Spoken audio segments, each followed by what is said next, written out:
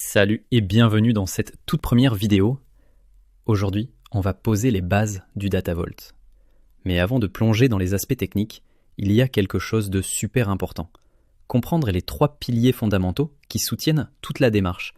On parle de méthodologie, architecture et modélisation. Ces 3-là, c'est un peu notre boussole. Alors prends un café, installe-toi bien et c'est parti. Le DataVault a été conçu pour répondre à la complexité croissante des données modernes. Multiples sources, volumes immenses, changements fréquents. Ce n'est pas juste une technique, c'est une approche complète. Commençons par comprendre pourquoi DataVault. Voici 7 bons arguments. La flexibilité. Dans un environnement avec plusieurs systèmes sources, les relations entre entités métiers changent fréquemment. Prenons par exemple les liens entre les employés et leurs managers. Ces évolutions entraînent souvent une lourde maintenance et une complexité grandissante dans les entrepôts de données classiques. DataVault facilite cette gestion en minimisant la charge de maintenance. Lorsqu'un système source ajoute de nouveaux attributs, il suffit d'ajouter un satellite supplémentaire au modèle sans modifier ce qui existe déjà. Pour les relations qui changent, on ferme un lien et on en crée un nouveau, ce qui évite de restructurer l'ensemble du modèle. Cette approche offre une flexibilité importante face aux changements fréquents. Et naturellement, quand l'entreprise grandit, les besoins en données augmentent aussi. D'où la scalabilité du DataVault. Dans un environnement traditionnel, cela se traduit souvent par des projets d'implémentation longs, coûteux et impactant fortement les systèmes en aval. La montée en charge devient un frein à l'innovation. Grâce à sa structure modulaire, DataVault permet d'ajouter facilement de nouvelles fonctionnalités, de nouvelles sources ou de nouveaux besoins métiers sans perturber ce qui fonctionne déjà. Cette approche réduit les délais de mise en œuvre, les coûts associés et limite l'effet domino sur les systèmes connectés. Le modèle s'adapte à la croissance sans perte de performance ni de contrôle. Et avec cette montée en charge et la multiplication des usages, une autre exigence devient centrale, la fiabilité des données. Les décisions stratégiques sont de plus en plus basées sur les données. Or, celles-ci peuvent provenir de sources instables, livrées de façon irrégulière ou incohérente. Dans les architectures classiques, cette instabilité compromet la qualité globale des données. DataVault intègre la notion de consistance directement dans son modèle. Même si les données sources sont incomplètes ou livrées de manière incohérente, le modèle est capable de les capturer de manière cohérente et structurée. Cela est rendu possible notamment grâce à l'utilisation de valeurs de hachage, qui permettent un chargement des données en parallèle, sans collision ni duplication. Ce traitement parallèle accélère l'accès aux données, tout en renforçant la fiabilité perçue par les utilisateurs métiers. Et c'est précisément cette forte consistance qui permet ensuite d'utiliser des outils d'automatisation pour modéliser rapidement un DataVault 2.0 fiable, durable et prêt à évoluer. Et une fois que la donnée est fiable, encore faut-il que les processus de traitement soient maîtrisés et reproductibles. Dans de nombreuses organisations, chaque modification ou évolution de modèle nécessite des approches spécifiques, parfois improvisées. Cela nuit à la qualité, à la rapidité d'exécution et empêche de construire une démarche industrielle. La méthodologie DataVault suit les principes du CMMI, Capability Maturity Model Integration, un référentiel d'amélioration continue structuré autour de 5 niveaux de maturité. Cela permet d'ancrer les pratiques dans des processus mesurables, évaluables et constamment perfectibles.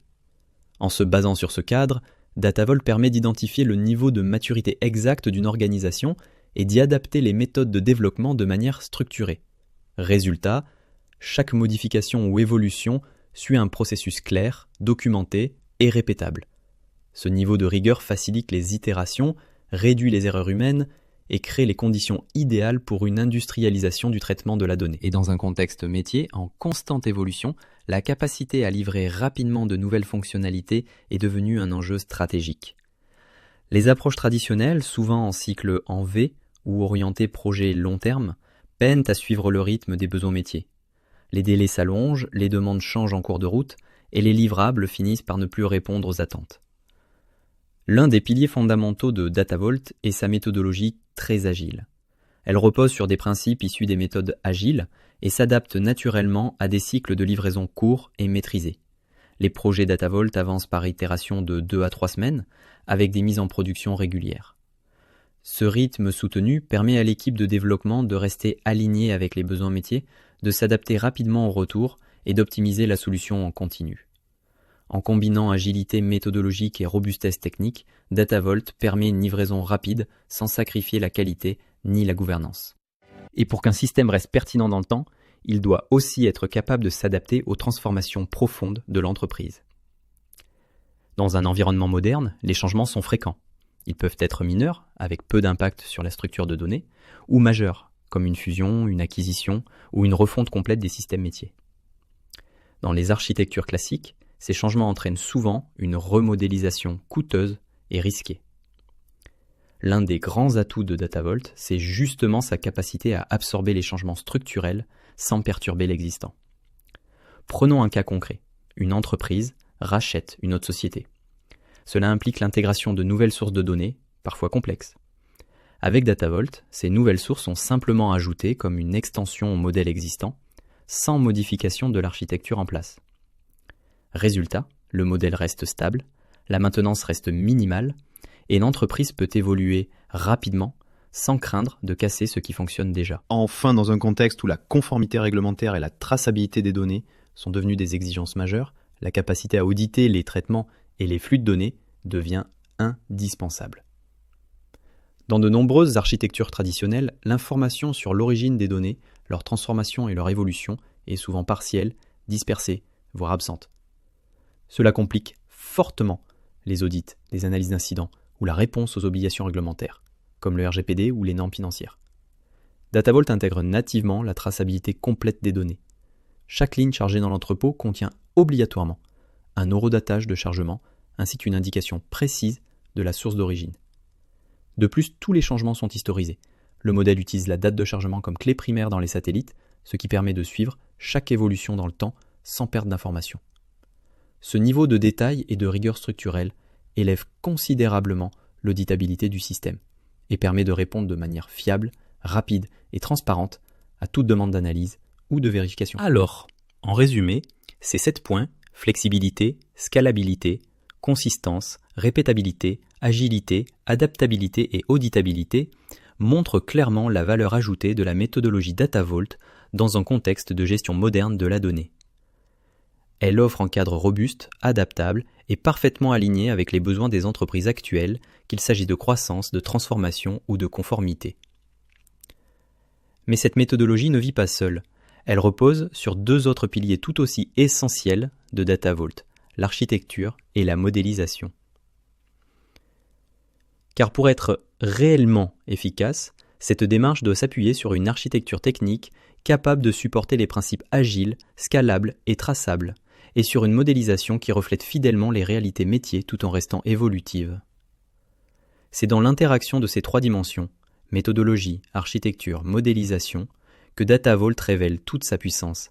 Une approche conçue non seulement pour stocker des données, mais pour accompagner durablement l'organisation dans sa maîtrise, sa valorisation et sa gouvernance de l'information. Maintenant que la méthodologie est claire, et avant de continuer, si vous avez aimé le contenu, n'hésitez pas à nous soutenir et dites-le dans un petit commentaire, ça nous aide énormément à continuer à vous proposer du contenu de qualité. Et surtout, restez connectés car on continue tout de suite avec l'architecture et la modélisation. Après avoir compris pourquoi Datavolt est un véritable levier, voyons comment il se matérialise dans une architecture concrète. Cette architecture repose sur 3 couches. Une couche de staging, après on trouve l'Enterprise Data Warehouse, le Datavolt lui-même, et l'exposition layer, appelée aussi information des libraries. Cette architecture est pensée pour gérer des sources multiples, assurer auditabilité, scalabilité et permettre l'agilité, tout en préparant les données pour la consommation de manière structurée et automatisable. Démarrons par le staging layer. Naturellement, quand on reçoit des données de plusieurs sources, CRM, ERP, fichiers plats, base SQL ou autres, ces données arrivent dans des formats et fréquences différents, rendant complexe leur ingestion directement dans un data warehouse. Datavolt utilise une staging layer relationnelle ou data lake pour déposer les données brutes sans transformation lourde. Son objectif principal est d'extraire rapidement les données des systèmes sources afin de réduire la charge sur les systèmes opérationnels en libérant les connexions le plus vite possible. Contrairement aux architectures traditionnelles, c'est une zone tampon avant le chargement dans le data vault. Ici, aucune règle n'est appliquée. On conserve la donnée source, la granularité et l'exhaustivité des données en préparant un terrain neutre avant ingestion dans le data vault. Les bénéfices de ce staging layer permet d'absorber tout type de source sans friction, prépare les données sans blocage pour le vault tout en limitant l'impact des variations de structure côté source. Ça réduit aussi la charge sur les systèmes opérationnels grâce à l'extraction rapide. Dans Data Vault, les données non modifiées en provenance du staging sont chargées dans le Raw Vault, qui constitue une partie de la couche Enterprise Data Warehouse. C'est quoi les objectifs de cette couche Raw Vault ? Conserver toutes les données historiques, temporelles, dans la granularité exacte fournie par les systèmes sources. Le Raw Vault assure un stockage non volatile, garantissant que chaque changement dans le système source est capturé et tracé par la structure Data Vault, grâce aux hubs, links, satellites. Attention, Data Vault, toute règle qui ne modifie pas le contenu des champs ni la granularité des données, mais qui se contente de modifier la structure des données entrantes, peut être appliquée avant le chargement dans le Raw Data Vault sans casser le principe de conservation des données brutes. Par exemple, splitter une colonne composite en plusieurs ou réarranger l'ordre des colonnes. Et c'est ce qu'on appelle en Data Vault les Hard Business Rules. C'est ce qui permet de préparer les données pour le modèle Data Vault sans perte d'information, tout en garantissant l'auditabilité et la cohérence des historiques. Une fois les données chargées dans le Raw Data Vault, les règles métiers sont appliquées dans le Business Vault, qui opère directement au-dessus du Raw Data Vault. Et règles métiers, on les appelle les Soft Business Rules. Après cette étape, le Raw Data Vault et le Business Vault sont rejoints et restructurés pour constituer le modèle métier destiné aux livraisons de données dans l'Exposition Layer. Vous cherchez des bénéfices concrets ? Eh bien facilement, vous bénéficiez d'une traçabilité complète et auditabilité des données grâce à la capture de chaque changement. Il y a aussi une conservation de la granularité des données sans agrégation précoce destructrice. Bien sûr, la flexibilité avec l'application des Soft Business Rules après stockage en Raw Vault permet d'adapter facilement les règles sans impacter le stockage brut. Et aussi une scalabilité, vu que l'ajout de nouveaux objets Vault se fait sans perturber le modèle existant. Et enfin, une préparation fluide vers la livraison décisionnelle avec un modèle métier aligné sur les besoins de l'entreprise. Dans l'architecture Data Vault, les utilisateurs finaux ne consultent pas directement les données du Raw Vault ou du Business Vault. L'objectif est clair, fournir de l'information exploitable, pas juste des données brutes. C'est pourquoi l'accès se fait via une couche dédiée appelée Information Delivery. Cette couche présente les données de façon orientée métier, thématique par sujet, agrégée ou dénormalisée, nettoyée, validée et optimisée pour la consommation, suivant souvent un modèle en étoile, Star Schema, pour le reporting BI ou les cubes OLAP. Grâce à cela, les utilisateurs finaux disposent d'un point d'accès clair, structuré et pertinent sans dépendre de la complexité du Vault sous-jacent.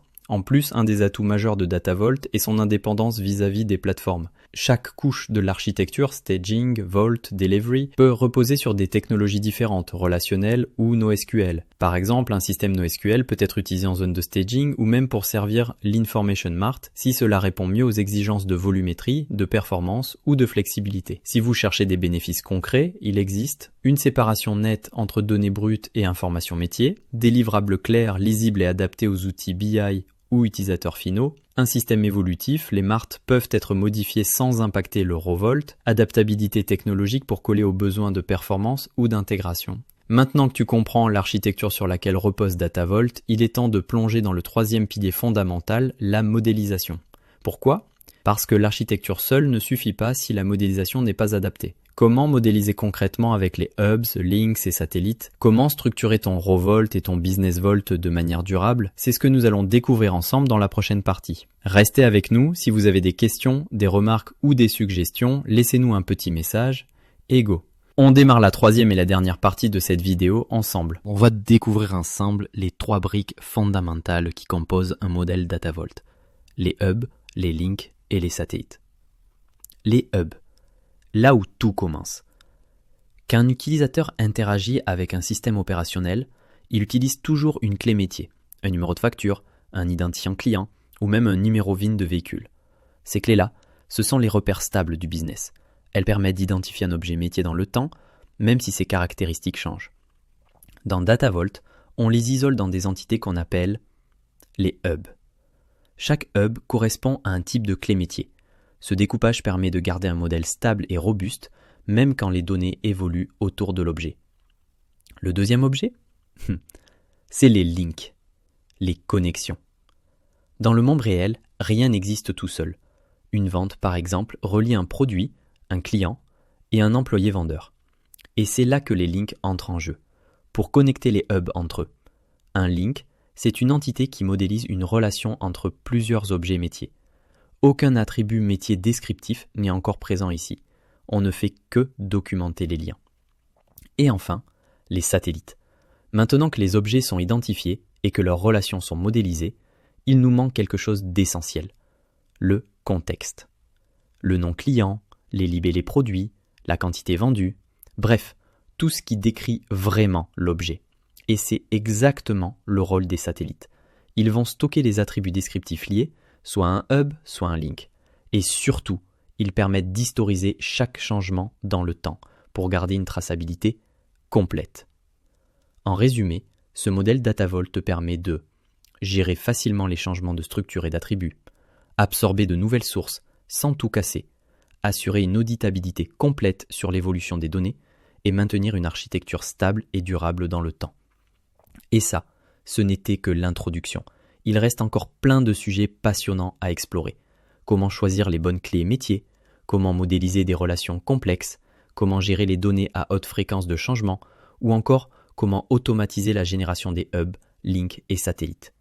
On va décortiquer tout ça dans les prochaines vidéos, étape par étape, pour que tu puisses maîtriser pleinement le DataVolt. Et voilà, on vient de poser les bases ensemble. Tu connais maintenant les 3 piliers fondamentaux du DataVolt. Mais ce n'est que le début de l'aventure. Dans la prochaine vidéo, on va rentrer dans le vif du sujet. Et ça sera avec Mila, la dynamo. Bravo, bravo Léo pour l'introduction.